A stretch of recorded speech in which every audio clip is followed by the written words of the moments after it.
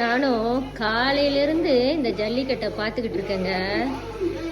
எனக்கே தெரியல இந்த கமிட்டியை என்ன சொல்கிறதுன்னு.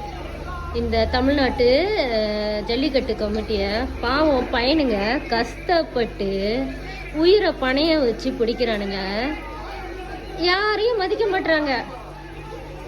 மாடுகளுக்கு வந்து பவுடர் போடக்கூடாது, குங்குமம் போடக்கூடாது சொல்லி அப்படிதான் கொண்டு வராங்க. அந்த மாட்டுக்காரங்களை வந்து அவங்க வந்து ஒரு ஆக்ஷன் எடுக்க மாட்டாங்க.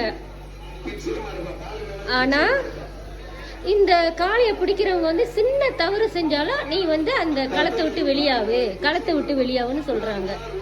பையனுங்க அவ்வளோ கஷ்டப்பட்டு பிடிச்சா கூட ஒரு சுத்துலையோ 2 சுத்துன்னு அவங்க சொல்றாங்க. ஆனா நாங்க பாக்குறப்ப அந்த பையனுங்க கணக்கா 3 சுத்து சுத்தினாலும் பரிசு இல்லைன்னு சொல்றாங்க. பத்தாத்துக்கு இந்த மாட்டை வளர்க்குறவங்க அந்த மாட்டை வெட்டி விட்டு அங்கேயே நிக்கிறாங்க. அப்ப அந்த பையனுங்க எப்படி பிடிப்பாங்க? அந்த மாடு வந்து அந்த ஓனரை பார்த்தா மிளறால தானுங்க செய்யும். ஆமாவா இல்லையா?